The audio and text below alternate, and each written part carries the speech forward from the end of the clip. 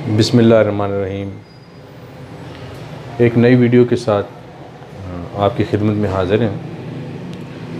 आज दो अपडेट्स जो बड़ी अहम हैं टैक्स के हवाले से और कॉर्पोरेट लॉ के हवाले से। एक तो ये है कि जो टैक्सेशन के मामले को समझते हैं उसमें आपको पता है कि हमारे पास जो टैक्स रजीम है उसमें एक नॉर्मल टैक्स रजीम है, एक प्रिजम्पटिव टैक्स है और एक मिनिमम टैक्स है। अब उसके अंदर जो मिनिमम टैक्स था उसमें कॉन्सेप्ट ये है कि आप को at the time of receipt gross value पर या रिसीट पर आपकी इनकम के ऊपर जो टैक्स है वो कट जाएगा। और जैसे सर्विसेज के ऊपर 10% है, कंपनी की सूरत में वो डिफरेंट रेट्स हैं, मैं जनरल बात कर रहा हूँ।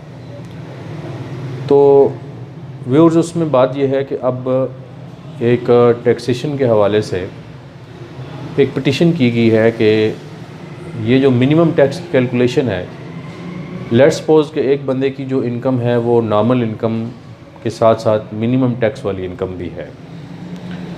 तो अब होता यह है कि आपकी जो नॉर्मल इनकम है उस पर तो ऑलरेडी कोई विद होल्डिंग भी नहीं है और जो मिनिमम टैक्स कट चुका है उसका ये तरीक़ाकार होता है कि आपके जो उस इनकम को जो जनरेट करने के लिए आप एक्सपेंसेस करते हैं, उन एक्सपेंसेस और इनकम को भी आपने इनकॉर्पोरेट करना होता है। जब आप इनकॉर्पोरेट कर लेते हैं तो फिर आपके पास एक नेट प्रॉफिट आता है और वो आपका नेट प्रॉफिट टैक्सेबल होता है।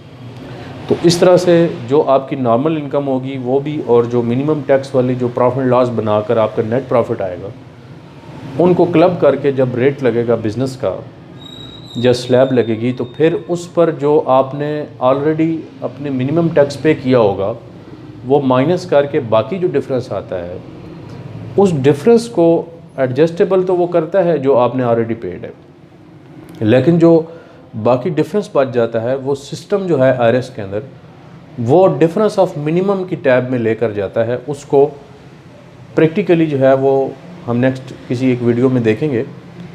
अब उसके ख़िलाफ़ एक पिटीशन की गई है जिसमें ये कहा गया है कि जी ये कैलकुलेशन जो है वो टेक्निकल हमारी टेक्निकली रॉन्ग है, क्योंकि आप जब सेल्फ असेसमेंट की बात करते हैं तो ये एक स्टैट्यूट जब एक बंदे को राइट देता है तो उस सूरत में ये बेसिक राइट के ख़िलाफ़ है कि एक बंदे को आप पाबंद कर दें और वो आपके सिस्टम के बाउंड हो जाए। तो इस वजह से एज अ स्टूडेंट या as a learner of taxation या बीइंग इस फील्ड से रिलेटेड इसमें मैं जो बात कर रहा हूँ वो ये है कि इसको फौरी तौर पे जो है वो अभी उन्होंने कहा भी है कि ठीक करेंगे।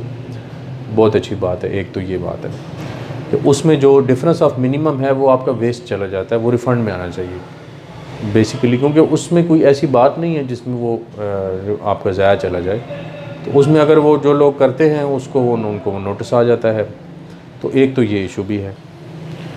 नंबर सेकंड कॉर्पोरेट पेमेंट के हवाले से है कि कंपनीज जो पेमेंट करेंगी वो digital modes of payment apply करेंगे।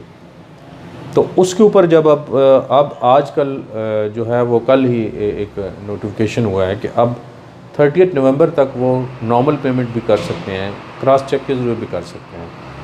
लेकिन उसके बाद जो होगा वो, क्योंकि जो थर्ड अमेंडमेंट आई थी इनकम टैक्स की, तो उसमें ये भी कहा गया था कि भाई आपके जो उसमें जो पेमेंट है वो मोड अब डिजिटल होगा। तो कंपनी की सूरत में जितनी भी फॉर्म में ऑफ पेमेंट्स हैं उसमें डिजिटल पेमेंट को एक्सेप्ट किया जाएगा।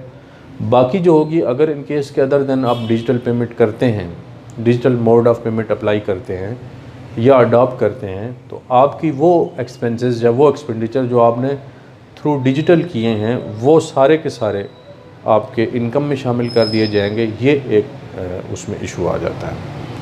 तो ये एक दो अपडेट्स थी जो आपको बतानी थी। मैं उम्मीद करता हूँ कि आपको बात समझ आ गई होगी।